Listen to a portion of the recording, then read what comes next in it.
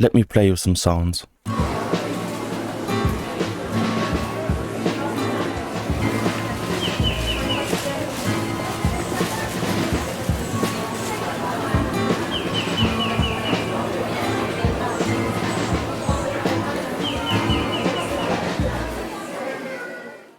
What did you hear? A guitar, some people talking, a drum kit, some birds? Why?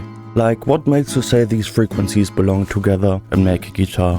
Why are these frequencies you hear as birds not part of the guitar? This is what Mixglue is really about. It's not about compressors or tape saturation, analog gear or plugin emulations. It's about how our brain separates what we hear into a small set of distinct sounds.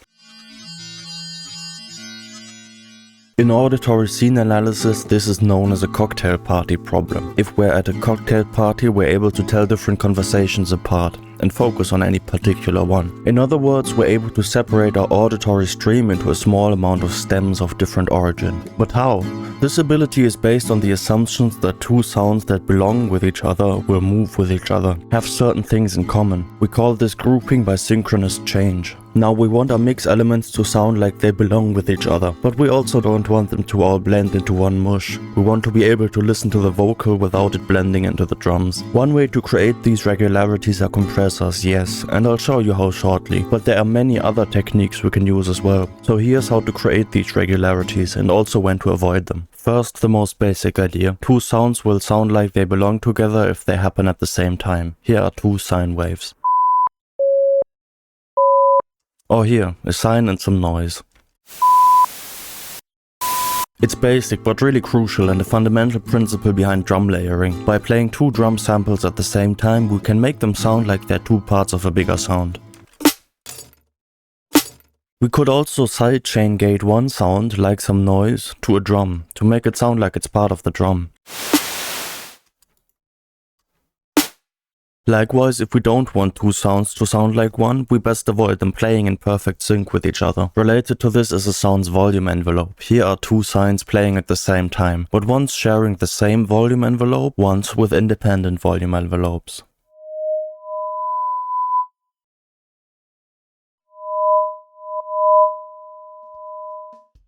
This is really what glue compression is about. By having a compressor on a group, we get the same volume envelope applied to multiple sounds at once, making them sound like they belong with each other.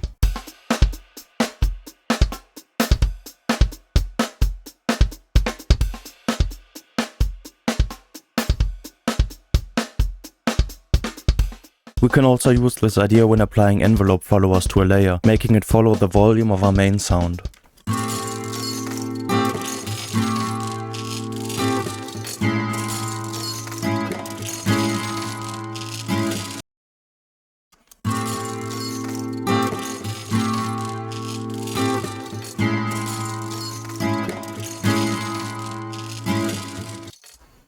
Why not do this in multiband, I hear you ask? Well, that's what a vocoder is, a multiband envelope follower.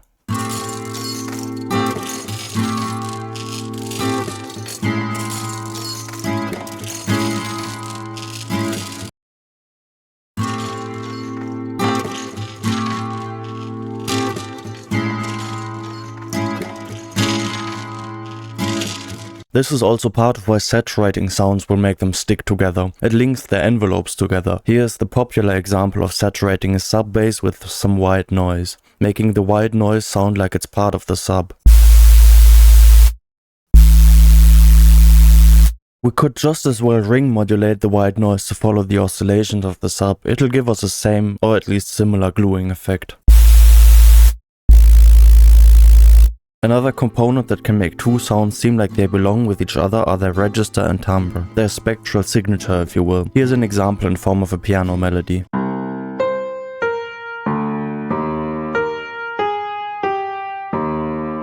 You probably heard it not as one, but as two melodies put together. Each of them have a consistent range when taken apart. The top melody that descends by step and the bottom melody that ascends by step. It just makes more sense for us to hear this as two separate pieces rather than one melody with a lot of jumps. In another example, if we have two different elements playing one melodic line, we will hear each of their parts as separate melodies as opposed to as one whole.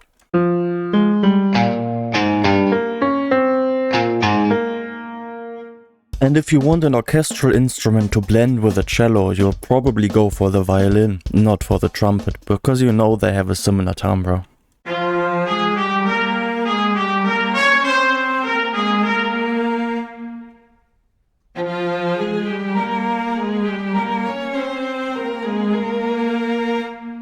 You can use this knowledge to glue some completely different hi-hats together that have little in common. By adding filtering or a convolution with a hi-hat sample on the bass, this gives the different sounds a common spectral signature, making us hear them as two parts of the same sound.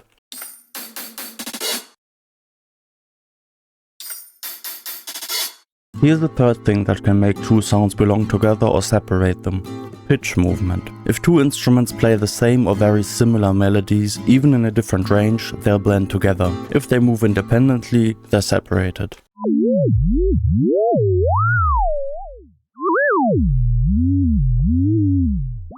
In the kind of music I make, these are often basses. In most of my songs I have bass or several and a sub-bass to give me a greater control of the sub. As long as I have them play the same sequence, they'll still sound like one sound, not like two separate basses.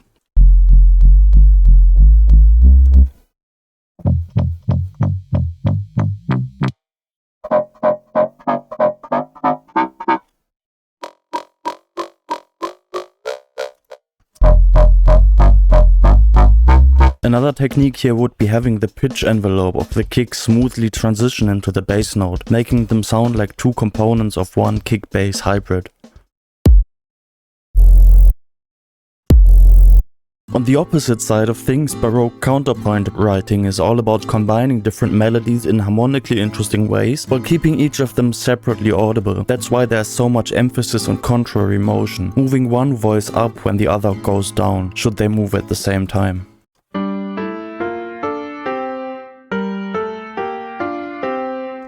So in this case, the glue between two melodies is actually something we want to avoid at all costs, because otherwise they'll mesh together too much. Related to, but not quite the same as pitch movement, are the harmonic relationships between sounds. If two melodies are closely related harmonically by being octaves or fifths apart, which mirror the second and third harmonics of the harmonic series, they're likely to blend together and sound like one sound. This is the origin of the infamous parallel fifths and octaves ban from counterpoint, because our goal in this context is keeping the voices separate. If they already share the same or similar pitch movement, also having them harmonically closely related will make them merge into one much more, while being harmonically slightly more distant, like thirds or sixths, will help separate them. Of course, this really depends on context. In some songs you may just as well specifically seek out this blending of two elements, in which case parallel fifths or octaves are your number one choice. An effect we talked about earlier in the context of volume movement also has a second side to it. Saturation adds harmonics. And it does something really interesting when you saturate two separate sounds together. It finds a way to make them harmonic. Here's a 200 Hz sine with and without saturation.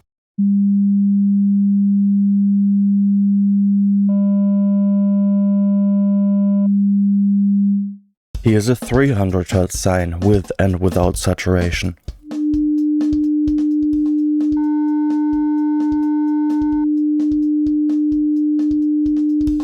Now here are both of them together, with and without saturation.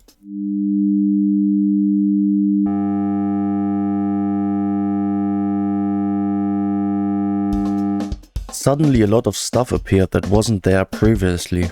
We get all these additional overtones and most curiously a singular undertone. This is what saturation does if you let different sounds intermodulate. It doesn't just create their individual overtones, but also overtones of their imaginary shared fundamental, in our case 100 Hz. What used to be two separate sines are now two overtones of the same sound. This is due to the two sines already having a shared period of 100 Hz. As you can see if you look at the two sines added together in blue next to just the 100 Hz sine wave in orange.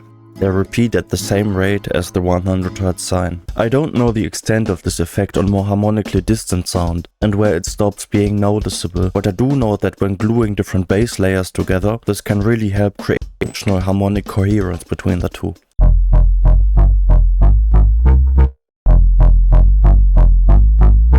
It's the same kind of effect you use when playing power chords, which are just fifths.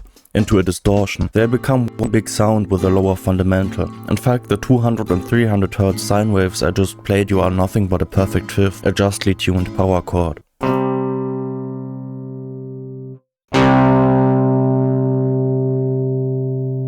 The last category of mixed glue we'll talk about is what I like to call shared consequence. If two sounds cause the same reaction, it'll make them sound like they live in a shared reality, following shared rules. The most popular example of this is reverb. Sending multiple sounds to the same reverb makes them sound like they happened in the same room.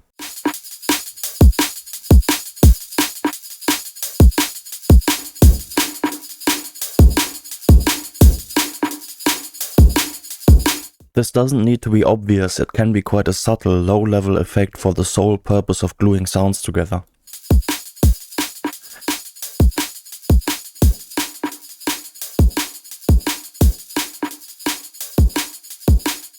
Another way to do this is with delay. If you send two elements to one delay, they'll share the same consequence of the same regular pattern of echoes.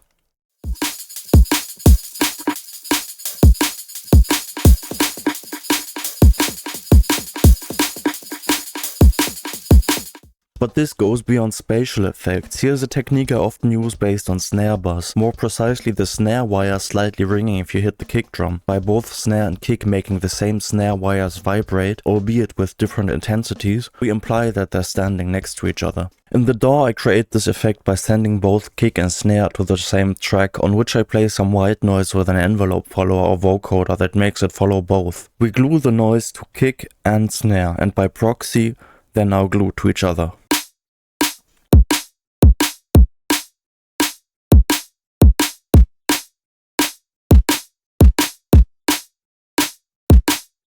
Other effects that can be used for shared consequence are layering two sounds with the same kind of sample, either manually or using something like Replacer or Devious Machines texture.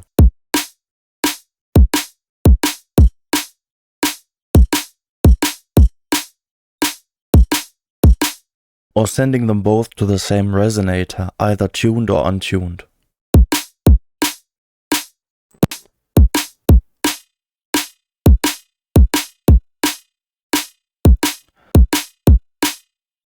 So that's my take on glue, a long list of techniques we can use to affect a perceptual grouping. In practice we'll often combine these depending on the context. You may want your listeners to hear your whole mix as one massive sound. You also may want them to hear the drums and basses as one sound, the vocal as a second one, and the melodic instruments as a third. Use these tricks accordingly. That's it for now. I showed you a lot of techniques in this video and you probably won't be able to remember them all in one view. Just take your time when rewatching, pause after each technique and then try them in your DAW. Your toolkit will expand and your intuition improve, developing your own style of using and combining them. In the next episode we'll look at a few interesting situations in which your brain fills in the gaps of sounds that are missing in the audio. This can really save us as producers, as space in a mix is limited and playback systems are often less than ideal. We'll learn to suggest elements without actually having them audible, to let our listeners' brains fill in the rest. In the meantime, if you want to learn more and support the creation of these videos, consider becoming a channel member for exclusive bonus tutorials, signing up for a private lesson, or checking out my production courses on Udemy. Thanks for now. Cheers.